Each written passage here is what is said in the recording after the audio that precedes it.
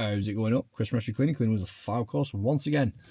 So I've had a bit of a chat, and I've visited a friend of mine who runs a window cleaning business not far from me, and all is not well with the homestead. At least, well, it is now, but it wasn't. And I'm going to go into a bit more detail as to why that is. So my good friend who runs a window cleaning business not far from me, has himself a team of window cleaners and canvassers. They work pretty much hand in glove. Everybody gets on except one team member who is basically the bad apple that ruins the orchard. He is doing his own thing. He doesn't follow the rules set by the business owner. Kind of doesn't want to really work as a team. Is a bit of a lone wolf kind of character. And yeah, these kinds of people, when you're trying to get a group of guys to work together as a team, the lone wolf kind of character doesn't really fit in to your way of doing things, and ultimately something needs to be done about it. So what do you do if a member of your team is ultimately just gone, I don't respect you, I don't respect the process, I'm going to do my own thing, come what may, and if you don't like it, you can go and swing. The long and short of it is, you need to address the problem. Now, it could be that this guy wants to experience a bit of freedom, wants a bit of responsibility, and, you know, he's acting out because what he wants is ultimately a bit more responsibility and a bit more reward for the job that he does. And if that's the case, that's dead easy to rectify. All you got to do is give it to him and sort of give him additional responsibility, prove that he's able to follow the process, prove that he's an asset to the team as a whole. And if he can do that, then all is well with the world, you know, happy days. However, if on the other hand, he's just being a king-size pain in the hole, then, you know, your options are fairly limited. I've said all along, you can teach a skill, you can teach confidence, you can, you know, you can modify most behaviours, but you cannot change a person's attitude. If they are a shithouse at their core, there is very little that you can do to modify that behaviour, because that is just who a person is. If they are ultimately the whole, I don't care about you, I'm just going to do my own thing, and I don't care if you've got a process in place, I don't agree with it, I'm going to do things differently, you got a problem. These kinds of people need ultimately, at some point, there needs to be an ultimatum whereby you either toe the party line, screw the nut, you know, work as part of the team, be an asset to the business, or you'll very soon find yourself being a problem, being part of a problem rather than being part of the solution. It's not a good place to be. And so what's happened is an example of this guy's attitude. He was, I was sat at the side of my friend, and he rang all the team members and said that ultimately there was a meeting to be held at 1:45, and that he would arrange a pickup to be at a certain place at a certain time, be there and attend the meeting. All the other team members who were clearly invested in the business turned up, keen as, ready to rock, ready to sort of, you know, discuss the plan of attack, if you like, for the coming week. And this other team member sort of just completely mugged the boss off. Well, it's a very short conversation with no biscuits if that happens.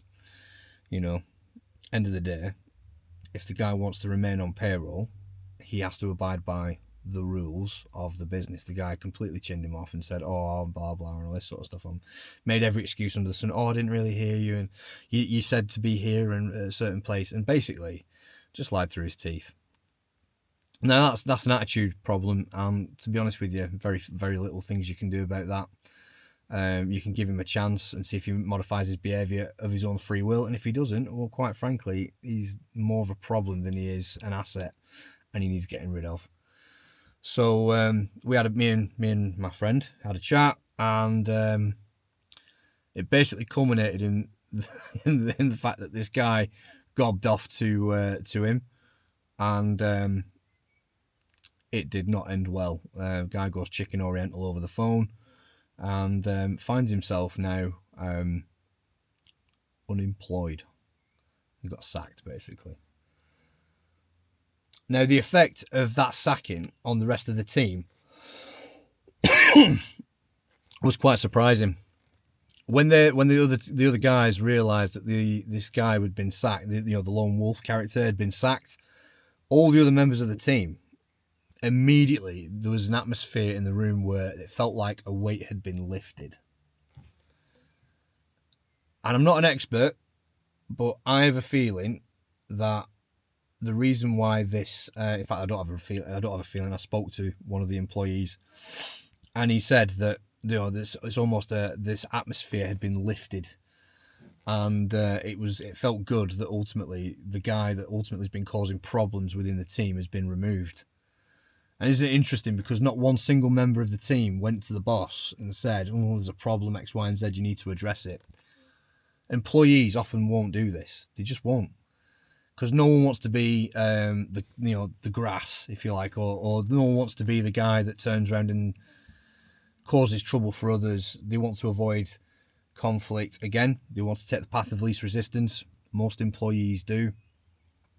They're very reluctant, unless the problem is so bad that it's affecting individuals within the team, to the point where individuals turn around and say, "Boss, you need to square this." Very rarely does that happen.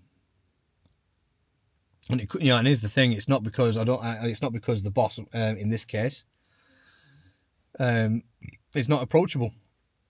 He absolutely is approachable, but no one wants to rock the apple cart, do they? No one wants to be the guy that sort of ultimately causes tension within the team. And the strongest character in this sort of little scenario is the lone wolf, because here's the thing: he doesn't give a shit. He doesn't care that he's causing disruption to the team, because it's all about self. He's only thinking about himself. So the other guys in the team, who are ultimately just there to get paid and just do the job, they take the path of least resistance and just go, "You know what? It's the boss's problem. I'll let him deal with it." But the irony is the boss doesn't entirely know what's going on within his own team, because no one's telling him, no one's communicating. So you end up in this spiral, and eventually one of the members of the team will get pissed off, and it'll all come to a head, because this is unresolved. Unresolved drama within the business. So in the end, this guy's got sacked. The team have immediately felt this whole, "Oh, right, okay, well, it's relax." They feel a bit more relaxed. And the guys started talking amongst themselves freely. They were talking about ideas. So obviously, the business owner was at the whiteboard looking, talking about sales and how many leads he wanted generating sort of per week to meet the growth of the business and all this sort of stuff. And you could immediately see that every single member of the team that remained was present, was willing, was contributing ideas, was putting forward, volunteering ideas, because they felt that, because obviously they'd removed the bad apple, they felt as a result more valued. And I think there's a lesson to be learned there. I don't think we truly realise the effect of negative people in a group situation until you're the guy that's being affected by it. And obviously, it's been a long time since I've been an employee, but I can relate to this. I've worked in places where you've had a guy who's ultimately shit stirring in the background, who's so far up the boss's arse, you can taste what the guy had for lunch. It's not a good place to be. It's not a good work environment. It causes more drama within the team, and ultimately your turnover of staff is going to be a lot higher. So these things need resolving, and credit to the boss in this case, because he's just turned around and gone, I'm not standing for this, and you can stick it, and has basically shown this guy the highway. So never underestimate the impact of that one lone wolf on a team. That one bad apple can destroy the orchard, and you need to root these people who are effectively subversive characters. You need to either get them on board, get with the program, or remove them from the situation. So I thought that was quite it was an interesting experience to be had. To be fair, I learned a lot today, and again, this is the benefit of being off the tools. I can spend a bit more time with like-minded characters that run businesses similar to mine, learn lessons, reflect on them, and if I think there's value in the lesson, implement it in the business, in my own business. So yeah, I just thought I would share that little tidbit with you. And yeah, if you've got any sort of experiences of this, let me know in the comment section. Have you ever had someone in your team completely undermining what you're trying to achieve? And how did you resolve it?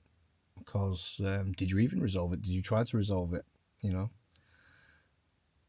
But yeah, you cannot let people run ramshod over your business. I've had it myself, where I've had an employee who there was a re-clean that needed to be done on a house, and obviously our process is that if you, as an employee, don't do a good job and you have to go back and redo a job, it's the first job on your diary, your first job on your job sheet. You have to complete the following day, the day's work that came before you can go ahead with today's sheet if you want paying. Okay. And one of the members of staff was, sort of arguing the toss, saying, well, it adds half an hour onto my day and blah, blah, and all this sort of stuff. And I just simply said to him, well, here's the thing. If you'd have done the job right the first time, this wouldn't be an issue. So unfortunately, mate, that's going to be your first job tomorrow morning. I've already told the customer that you come in. I've told them what time to expect you. So be there on time, be bright-eyed, bushy-tailed, and keen to complete the work. Do what you're supposed to have done, and then get on with the rest of your day.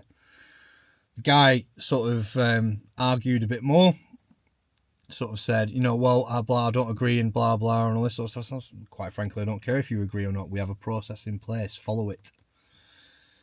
And the guy ultimately ended the conversation by saying, well, I don't want to argue with you. And I kind of cut the guy short, and I was like, right, great. If you don't want to argue with me, do as you're fucking told. And ultimately put across to the guy that I don't care what impact this has on you. You should have considered this before, being, shall we say, less than focused the first time round. If you'd have done the job the first time round, this would not be an issue. And that kind of put the thing to bed. End of the day, you have a process in place. You have it for a reason. And, the guys that work for you have to be on board with that. If they're not, there's going to be problems. And so every time there's a problem, you should quash it. You should, or at the very least, resolve it. And yeah, so anyway, I'm going to leave the video there. Have a glorious weekend. The weather is absolutely stunning out there.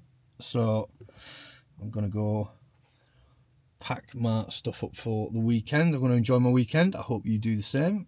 In that vein, keep on keeping on. I shall see you in the next video. Take care.